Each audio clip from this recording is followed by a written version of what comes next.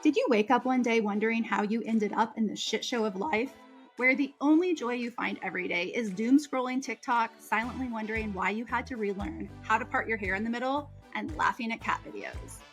Are you tired of wearing all the hats, doing all the things, and taking care of everyone else while you can't even sit down for an hour alone without feeling guilty? Then let me welcome you to Hustle Culture Dropout, where we're trading the chaos for clarity. I'm your host, Chastity Campbell, mom, wife, entrepreneur, and professional procrastinator. And I'm ready to bring you along as we discuss everything from burnout to self-care and entrepreneurship to wellness. If you're looking for someone who's got it all figured out, you are definitely in the wrong place. But if you want to discover how to be genuinely happy, make an impact in this world, and occasionally have mindless conversations about the latest celebrity gossip, I've got you. So get ready for some no-nonsense real talk as we take on the insanity of life and what it means to be a woman in today's world. This is Hustle Culture Dropout.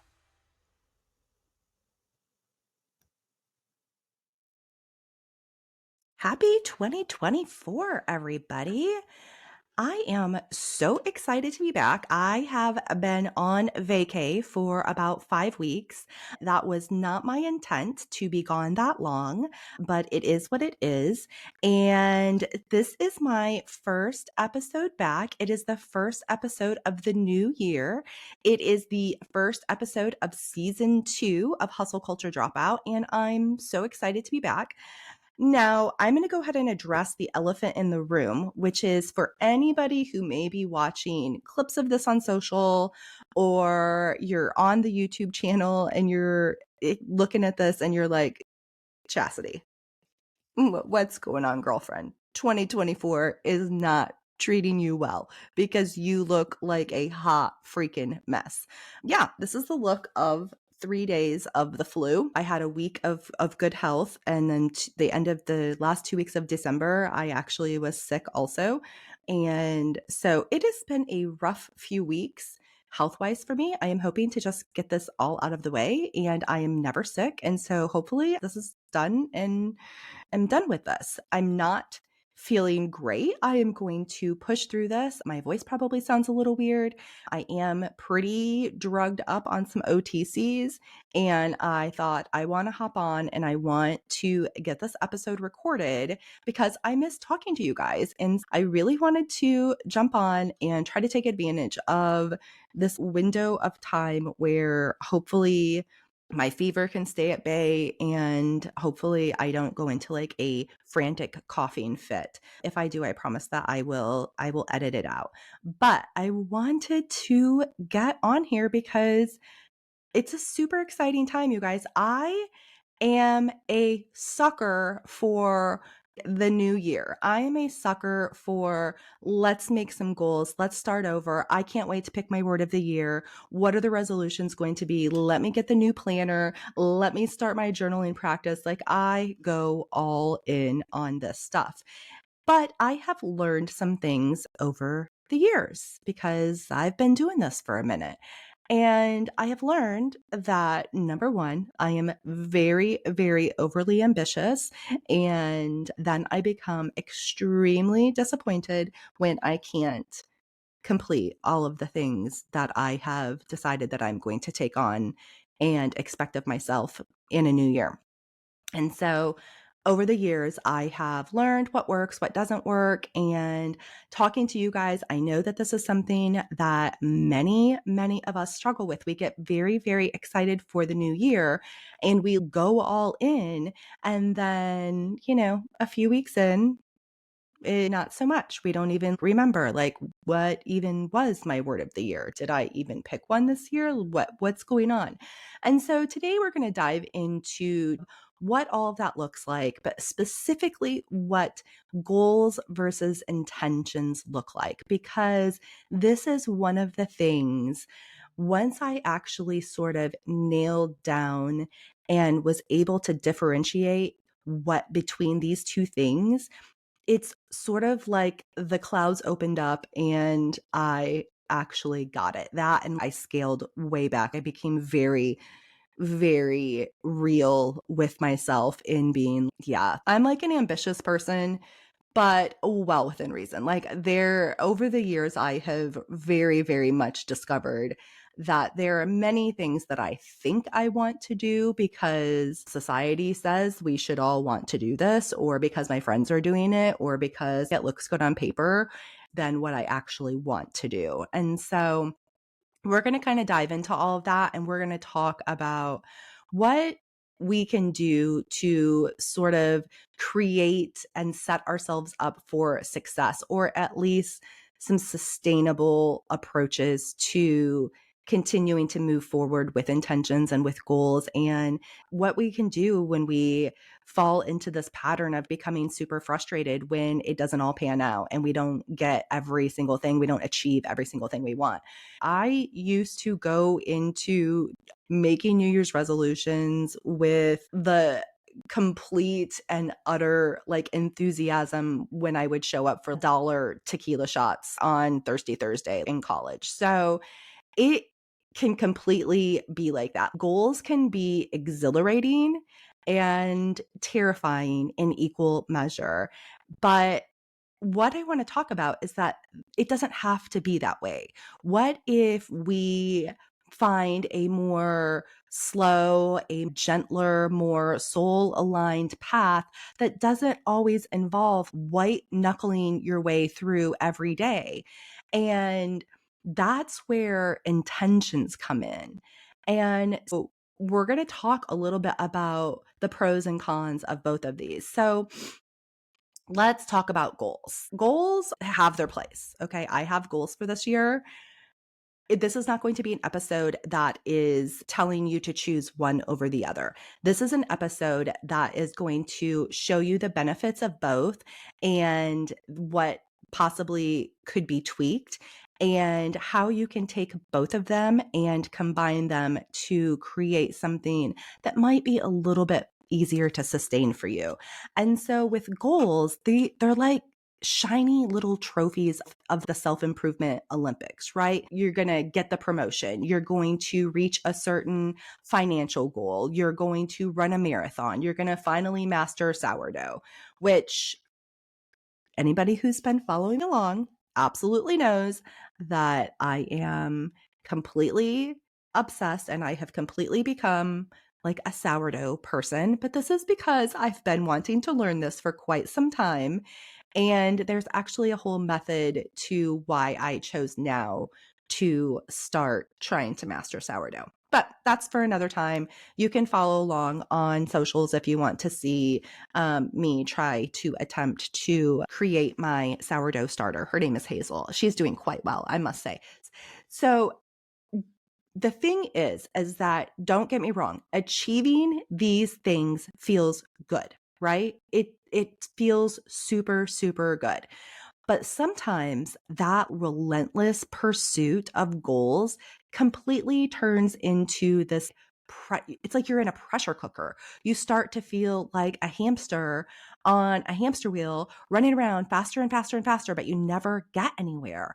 And then you create all of this stress, and it makes you want to literally lose your mind. Like you are going insane and you can't figure out, why can't I make this happen? Anytime you create that much stress around something that you're actually creating, you've actually set a goal to be achievable for yourself. It should be fun. It should be something that you want to do. And then you've created this world of stress around it. So who wants to involve themselves in that? You feel the pressure, you feel the guilt, you start talking crap to yourself about how you aren't doing what you said you were going to do. And it's this whole spiral of self shame and negative self talk that makes it completely unbearable. And so it's super easy to walk away from that. Who wants to stay in that cycle? And so it's not only that, but so often we're making goals that, like I mentioned earlier, they're not even our goals. They're not even things that are actually aligned with our life. They're not things that are aligned with our soul. They're not things that we actually even want in our life. But somehow they seem like a good idea because it's what you're seeing all over TikTok. It's what you're seeing all over social media. It's what your friends are talking about. And so you think, well, everybody else is doing that. That must be a good way to live life. That must be the way that you get ahead. That must be the way that you build a business. That must be the way that you find balance in your life. And you start to do it too, not realizing that you have created a goal that actually isn't going to be achievable for you because your heart's not even in it to begin with. It's easy to say, yeah, I want to do that right now. And then when life actually happens and it's not something that's actually aligned with what you want in your life, it's really easy to then walk away from that. And so, as an example of this, I've talked about this quite often. For years and years, I have thought that I needed to become a morning person. And this has just been amplified over the last probably year and a half to 2 years with the nonstop in your face TikToks that I see, social media posts that I see about, the it girl morning routine and how, you need to have this like 12-step skincare routine in the morning and you get up and you go to the gym and it's 4 a.m. and you drink your mushroom coffee and you're, drinking your greens and you're who the hell knows what you're doing.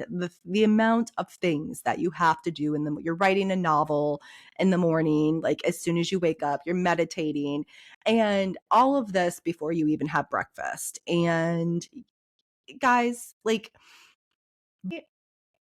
I have always been a night owl. And my inner night owl, every single time I would try to become a morning person, would literally just like rebel against me. I don't have any desire to get up at 4 a.m. at any point in life unless I have to be on a plane to travel somewhere. And even then, I don't book myself on those flights unless I'm saving like a crap ton of money. There is zero chance that I am going to be on an early flight. But if I have to, that is the only reason I'm getting out of bed that early. And what I've had to adjust with that is that for me, I do realize that I needed to implement something. I needed to do something in my world to make mornings more bearable for me.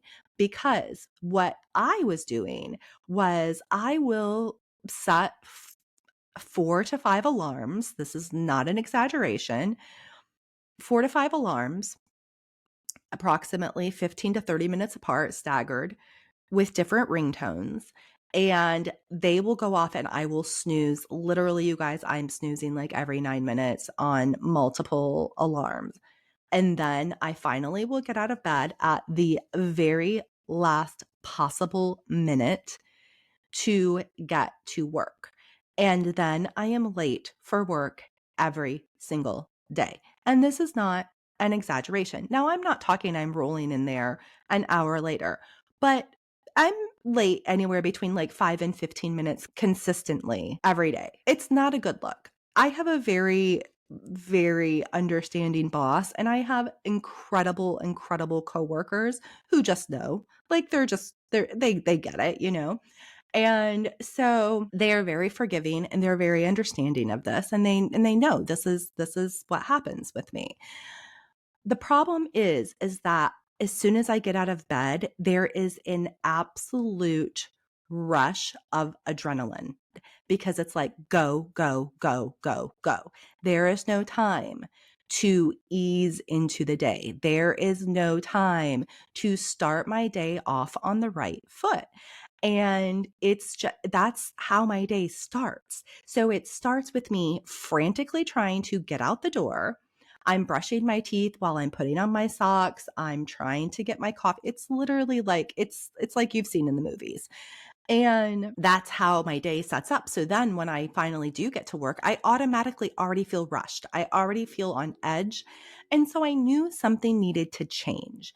And so what I decided to do was instead of making it a goal to, oh, I need to become a morning person, what I tweaked slightly there was I set the intention that what I want is to allow myself more time in the mornings.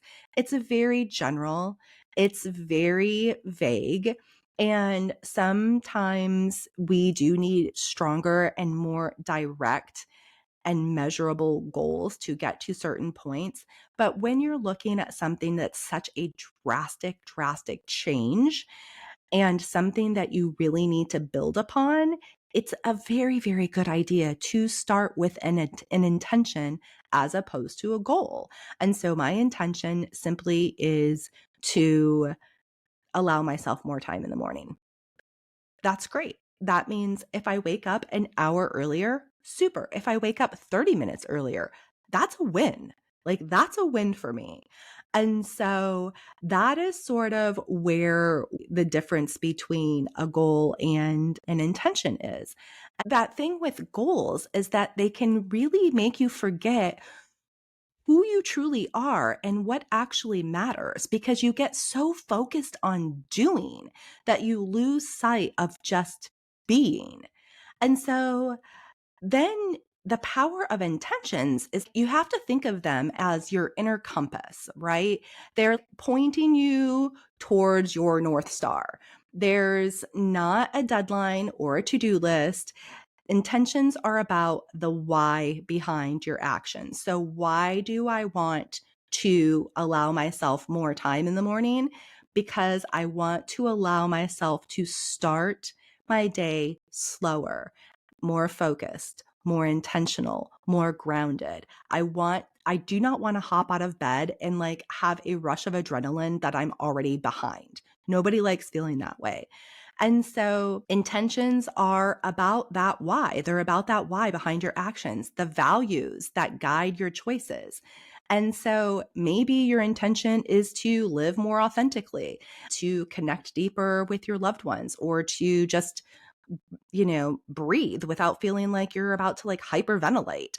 And so the beauty of those intentions are that they're so flexible because they are not strict like goals or resolutions are. Like there's no room for error. You can adapt them and you can go with the flow a little bit easier. You can have an intention to eat healthier, but that doesn't mean you have to beat yourself up if you have a taco on Taco Tuesday, right? Because let's be real, like tacos are life. So it's more about showing yourself compassion and making choices that align with your overall well being. And so you're going to need to find the balance between goals and intentions. So before you like completely like ditch your planner and like declare war on goals, I'm not saying that goals are evil. They have a place. They can be fantastic motivators, like helping you break down your intentions into actionable steps. And so, like I said before, like I have goals. I have a couple goals this year, but my personal, I rely heavily on intentions just because it's not just about like the destination that the goal is or the achievement. It's about the whole entire process and what we're learning about ourselves in during that process.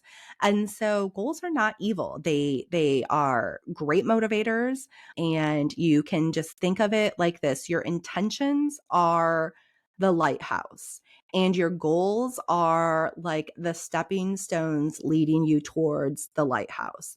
And so, how do you find that sweet spot? You have to start with getting clear on your intentions. And this is going to require, and this is one of the things that makes intentions hard, is because it's going to require you to know yourself. And this is something that I struggled with. I've talked about this before. If you follow me on socials, if you've listened to any of the previous episodes, you've heard me say this before. I spent years and years not truly knowing who I was. And so it was so much easier for me to just say, this is my resolution or this is my goal, because this was like, this is something I want to achieve. And intentions, you have to start and you have to get really, really clear on them. And to do that, you've got to find out what truly matters to you. So you're going to need to ask yourself that exact question. What truly matters to me? What do I want my life to feel like? And then you're going to work and brainstorm some goals that can help you get there.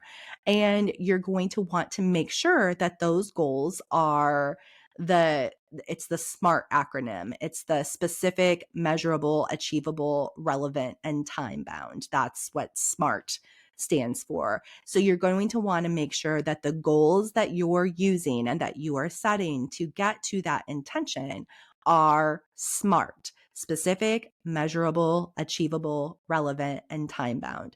And then remember that it's okay to adjust your goals and your intentions as you go. Sometimes you can have this broad idea of an intention, and you might have to tweak that based on things that are happening in your life. You don't have to lose the whole like big picture of it.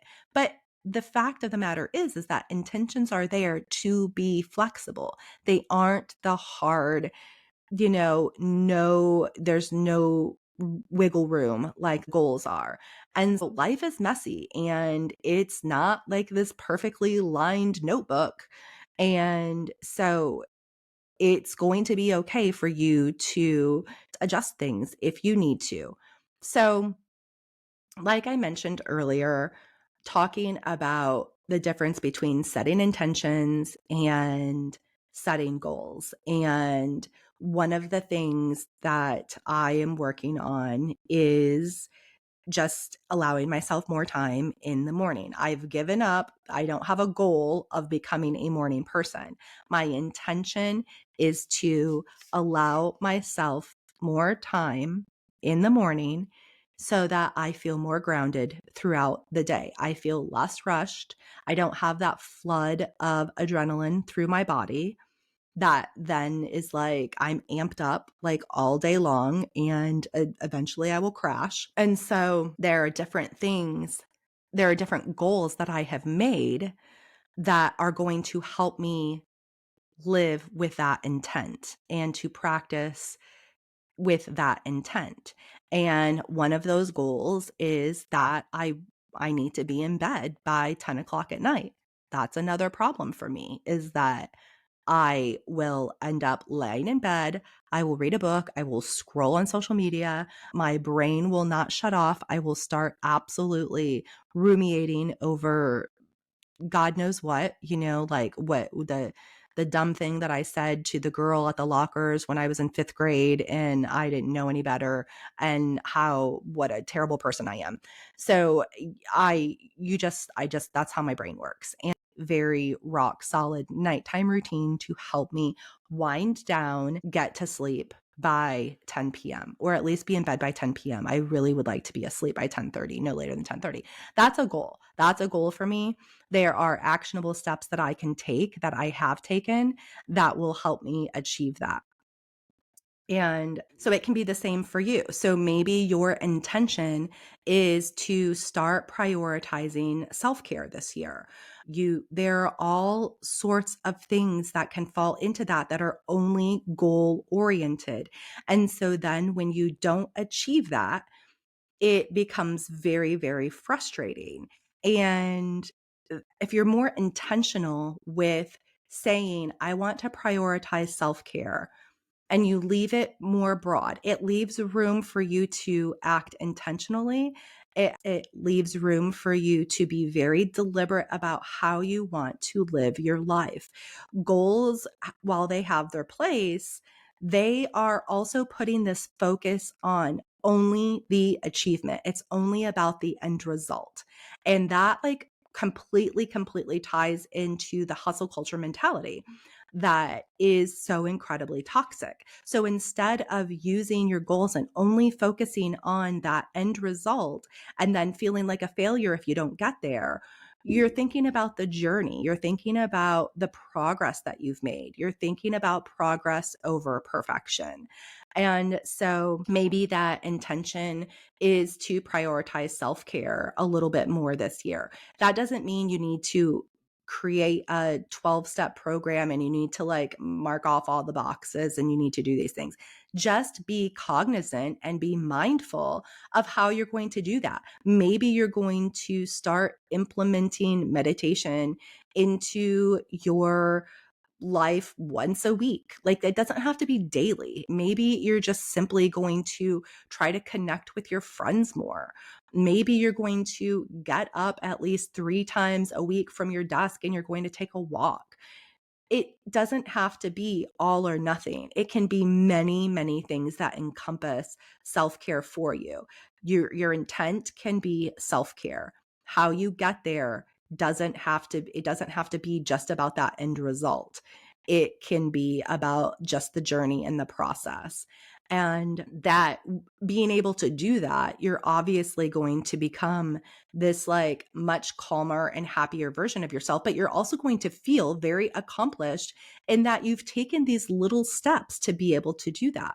One of the other things that I really, really recommend that I'm trying to do this year is that instead of saying like, I'm going to prioritize self-care all year long, I'm saying I'm breaking it down by because this also works for me for my business, but I'm breaking my personal and my professional goals down by Q1, Q2, Q3, Q. And so I will focus like the first Q1, I'm focusing on the allowing myself more time in the morning. So maybe in Q1, you are going to prioritize self-care. And then what happens is that once you make those first few or those first couple adjustments and you get those first like few wins under your belt, you can then build on that like in Q2. You know, you maybe at that point you say, okay, now I would really, really like to have this intention of bringing more joy into my life. And what are the ways that you're going to be able to do that? Maybe it's spending more time with your friends. Maybe it is carving out time for hobbies and things that you used to enjoy that maybe you don't prioritize anymore. And so I'm really excited about the whole breaking everything down by quarters because I feel like you can kind of experiment with how things look and you can just kind of mold it to your life and you can adjust it based on what's going on in your life at the time. So, just as a quick recap and some key takeaways for you to remember is that intentions are for direction and goals are for action. Both are for self love and fulfillment. Keep that in mind as you're going forward in 2024. Maybe you started this year off with solely being goal oriented. I did a poll on Instagram last week, asked about do you do like a word of the year? Which I actually also do a word of the year. My word of the year this year is intentional. Surprise, surprise. But I asked, do you do a word of the year? Do you do goals? Or like, do you not give a crap about any of this? And the vast majority of you did say that you were goal oriented. And so this again is not to like crap on goals. This is just letting you know if you struggle with making goals and then not meeting them and you fall into this cycle of self-doubt and self-loathing and like negative self-talk and you just don't want to do it anymore, or maybe you've given up completely because you just don't like the way it makes you feel, but you really miss that sense of direction and like starting things and being excited about a new year. This is just a different approach. Like intentions might be a way for you to kind of marry the two and find some enjoyment out of that. And so I just encourage you guys to, make a couple intentions, make a couple goals. Remember, the journey is about becoming your best and most authentic version of yourself.